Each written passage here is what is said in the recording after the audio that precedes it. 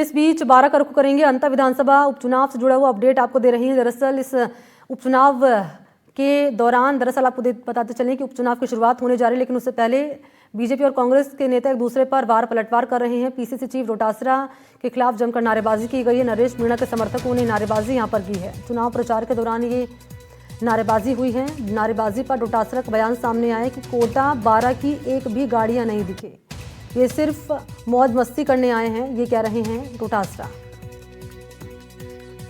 तो गोविंद सिंह डोटासरा के खिलाफ जमकर नारेबाजी करते नरेश मीणा के समर्थकों ने यहां पर नारेबाजी की है। चुनाव प्रचार के दौरान नारेबाजी हुई है और इन सबके बीच डोटासरा का बयान भी सामने आया। कह रहे हैं कि कोटा 12 की एक भी गाड़ियां नहीं दिखी, ये सब सिर्फ मौज मस्ती करने आए हैं। गाड़ियां एक भी कोटा 12 की नहीं थी। ठीक है, हमने देखा, लेकिन आपके 12 जिले की गाड़ी के नंबर मुझे एक भी नहीं दिखाई दिए, तो संतोष हुआ कि भाई प्रमोद जैन भाया, आप अच्छे तरीके से जीतोगे। ये 9 तारीख को शाम को सारे के सारे 5 बजे अपनी मौज मस्ती करके चले जाएंगे अपने अपने थाम मुकाम, और वोट आपका पड़ेगा, फैसला आप करोगे। और सहयोगी ब्रजेश हमारे साथ जुड़ चुके हैं इसी पर ज्यादा जानकारी लिए। ब्रजेश, आपके पास आते हुए पूरा मामला समझाएं है कि आइए नरेश मीणा के समर्थक तस्वीरों में नजर आ रहे हैं नारेबाजी करते हुए, लेकिन डोटासरा कह रहे हैं कि कोटा और 12 की एक भी गाड़ी नजर नहीं आई है, ये सिर्फ मौज मस्ती करने आए हैं। देखिए मनी, 11 नवंबर को 12 जिले के अंतर विधानसभा में उपचुनाव होने जा रहे हैं और यहाँ का जो चुनावी प्रचार है वो अब इन दिनों परवान पर है।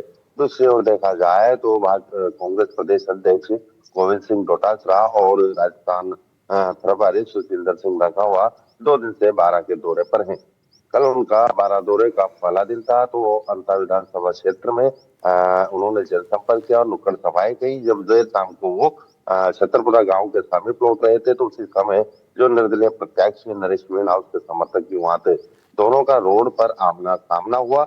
हालांकि प्रदेश अध्यक्ष हैं जो गोविंद सिंह डोटासरा, उनके काफिले को और उनको देखकर नरेश मीणा के समर्थकों के द्वारा जमकर नारेबाजी की और इस नारेबाजी के दौरान कुछ समय तक डोटासरा वहां रुके रहे क्योंकि वो जाम में फंस गए।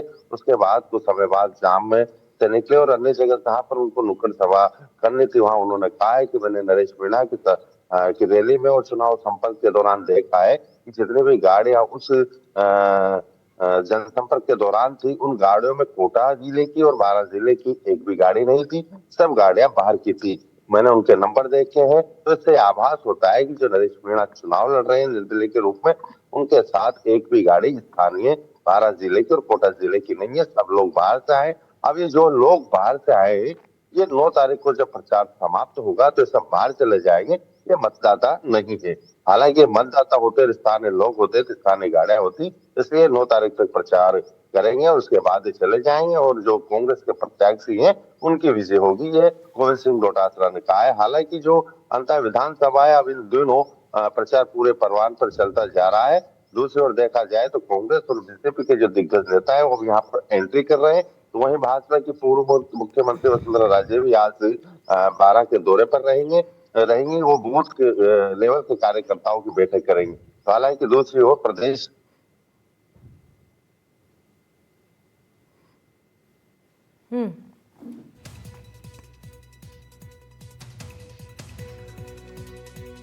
तो ये पूरा मामला क्या रहा है, इसको लेकर सहयोगी ब्रजेश जानकारी दे रहे थे। ब्रजेश, मैं लौटूंगी आपके पास, आपका फ्रेम शायद फ्रीज हो गया है, लेकिन इस बीच एक बार फिर से तस्वीरों पर नज़र डालें तो आप देख पा रहे हैं कि यहाँ नरेश मीणा के जो समर्थक हैं वो नारेबाजी करते हुए नजर आ रहे हैं डोटासरा के खिलाफ। लेकिन डोटासरा की ओर से क्या कहा गया है कि कोटा और 12 की एक भी गाड़ियां नजर नहीं आई है। ब्रजेश, आप सुन पा रहे हैं? जी बिल्कुल जी, बात पूरी कीजिए। हाँ जी बिल्कुल, चुनाव पूरे परवान पर है और 12 अंता विधानसभा का मांगोल और सीसवाली यहाँ पर बड़ा कस्बा है। जो नेता आ रहे हैं रुख वाले अंता और अंता से सीसवाली और मांगोल की तरफ रुख कर रहे हैं। दूसरी ओर देखा जाए तो दोनों पार्टियां अपना प्रचार में पूरी तरह से ताकत झोंकी हुई है। तो वहीं बताया जा रहा है कि आगामी 7 तारीख को जो प्रहलाद गुंडल है और पूर्व डिप्टी सीएम रह चुके सचिन पायलट भी मांगरोल और सिसवाले में रोड शो करेंगे। हालांकि अब ये देखने वाली बात होगी कि परिणाम क्या आएंगे, लेकिन अब चुनाव प्रचार के आखिरी 6 दिन बचे हैं और दोनों ही पार्टियों के द्वारा पूरी ताकत लगाकर प्रचार में जान झोंकी जा रही है। ठीक है, शुक्रिया आपका ब्रजेश तमाम जानकारी देने के लिए। और इस बीच आपको जानकारी दें कि आपने देखा इन तस्वीरों में कैसे नारेबाजी करते हुए नरेश मीणा के समर्थक नजर आए हैं। इन सबके बीच बताते चलें कि 12 अंतर विधानसभा उपचुनाव को लेकर कांग्रेस उपचुनाव प्रभारी और हिंडौली विधायक अशोक चांदना ने कांग्रेस प्रत्याशी के लिए जनसंपर्क किया, नुक्कड़ सभाएं की। अशोक चांदना ने बीजेपी और निर्दलीय प्रत्याशी नरेश मीणा पर तीखा प्रहार भी किया। कह रहे हैं कि बीजेपी ने पिछले 2 साल में कोई भी कार्य नहीं किया है, नहीं तो उपचुनाव में पूरी सरकार को नहीं आना पड़ता। निर्दलीय प्रत्याशी नरेश मीणा को लेकर कह रहे हैं कि अगर मैं उनकी भाषा में बोलने लगा तो मेरे दोस्तों का दिल दुखेगा। ये चुनाव की बात है। अशोक जी चांदना जिंदाबाद, अशोक जी चांदना जिंदाबाद, प्रमोद भाई।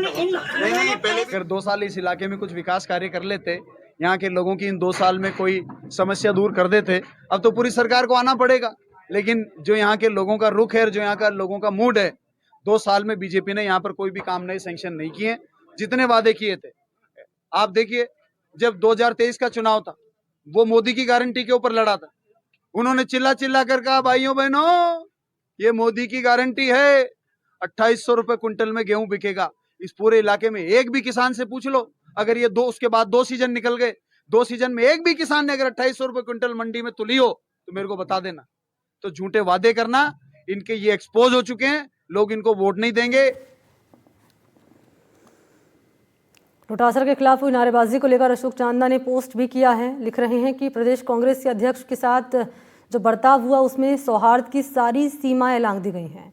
ये लोकतंत्र नहीं, अहंकार की पराकाष्ठा है, लिख रहे हैं अशोक चांदना। ये देखिए, उनका पोस्ट आपके सामने रख रहे हैं। नारेबाजी को लेकर अशोक चांदना ने ये पोस्ट किया है और लिख रहे हैं कि ये लोकतंत्र नहीं बल्कि अहंकार की पराकाष्ठा है। और बड़ी खबर दौसा के मेहंदीपुर बालाजी से मादक पदार्थों पर एजीटीएफ और एनटीएफ की छापेमारी की सूचना मिल रही है। अवैध मादक पदार्थ के खिलाफ पुलिस की कार्रवाई। जयपुर से 5 बोलेरो में सवार स्पेशल टीम आई है। नेशनल हाईवे 21 के किनारे खेड़ा पहाड़पुर में चल रही पिछले 6 घंटों से ये कार्रवाई। पुलिस ने भारी मात्रा में अवैध मादक पदार्थ को जब्त कर लिया। कुछ लोगों को हिरासत में लिया गया है। करोड़ों की कीमत बताई जा रही है मादक पदार्थ की, जिसे पकड़ने की खबरें सामने आ रही हैं।